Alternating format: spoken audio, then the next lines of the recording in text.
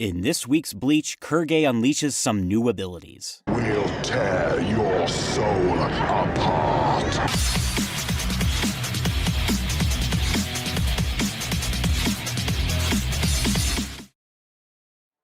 What is up, everybody? Welcome back to my Bleach episode reviews. Today we'll be looking at episode 3, March of the Starcross. Picking right up from the end of last week, Quilge identifies Ichigo as a special threat, a war potential, if you will, and confirms the suspicions that they are indeed Quincy. Back in Soul Society, Old Man Yama prepares the Gote 13 for war, expecting the Quincy to launch a surprise attack, despite announcing that they invade in 5 days. Tomorrow will be war!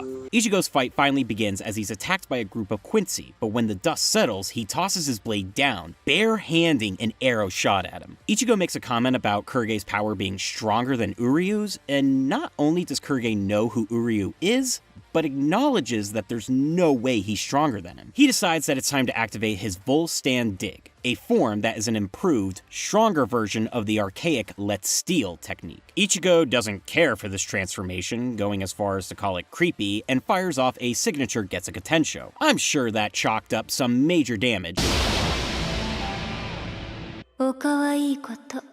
Quilge begins absorbing Reishi thanks to his Full Stand Dig, but takes a huge punch to the face from Ion, showing that the Tre Bestia survived their beating. As the fight continues, word gets back to the Vandenreich that Quilge has engaged Ichigo in battle, giving Yuha a reason to pack up the Sternritters and invade Soul Society. We then get new content that wasn't in the manga as we see Uryu trying to research Quincy in his family library. He tells Ryukin that he suspects they're invading Soul Society in Hueco Mundo, even though he was told they were wiped out. Demanding answers, the only thing Ryukin tells him is that he won't find them in the library. This leads Uryu to his father's office, where he finds his grandfather's book that mentions the Vandenreich, someone called His Majesty, and his own mother. The only thing Ryukin can utter is that it doesn't concern him. Fuck you, Dad! Well, shit, this is getting heavy. Can we move on to something more lighthearted?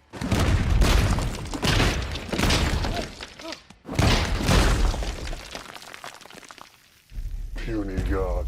Quilge is forced into his favorite position, face down, ass up, but he stabs Apache, simply readjusts his neck, and begins an overhaul of his Reishi subordination technique to make himself more powerful. He even manages to absorb Ion, taking on a new, uglier look. Before he can hurt Orihime and Chad, Ichigo pops up with Bankai, noting that if he breaks the disc on Quilge's head, it should stop his Reishi subordination. Over in Soul Society, Mayuri reveals to Old Man Yama that he's the one responsible for the missing souls in the Rukon district. This leads to a rare argument between the two, as Mayuri says it had to be done to correct the imbalance of souls caused by the Quincy. He even goes as far as to blame Yama for all this because none of it would be happening if he had killed that man 1,000 years ago. So that's why this is all your fault! Well, you're a mama's boy who's too chicken to sing in public! In the Squad 13 barracks, Yuki and Shino wonder why the Shinigami and Quincy are at odds and get an explanation from Aizen's illegitimate son? He tells them all about purifying hollows instead of completely destroying them, since it would cause imbalance and destruction, leading to the Quincy extermination 200 years ago. So the Squad patiently waits and nothing bad happens. Yep, everything's good. See? No surprise attack. Well, shit. The Sternritters are invading, and first on their list is Squad 3 Lieutenant Kira.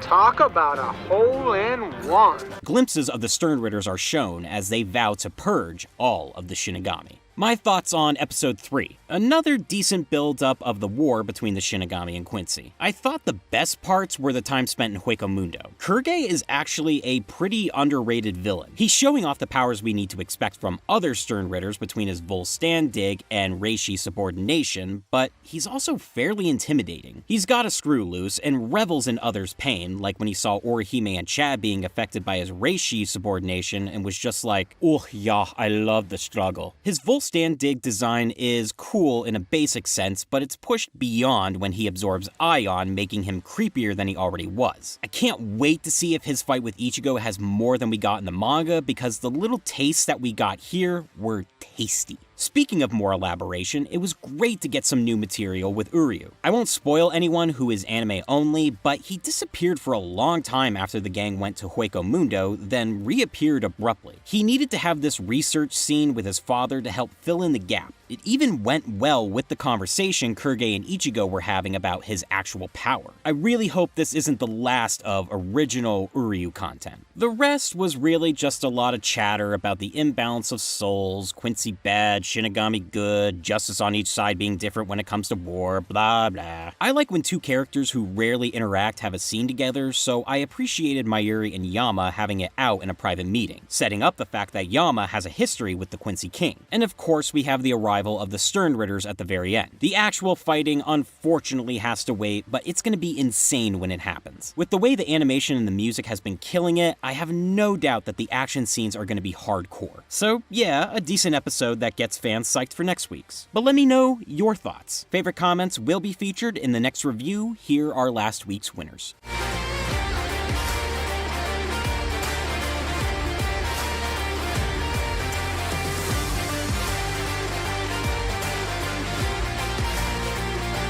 That'll do it for me. Now, next Monday is Halloween, and to me, it might as well be Christmas. So it's likely that episode 4's video will be out next Tuesday. We'll see how it goes, but I doubt it's a big deal to the 17 people that care. Just a heads up. So until episode 4, Kill the Shadow, peace.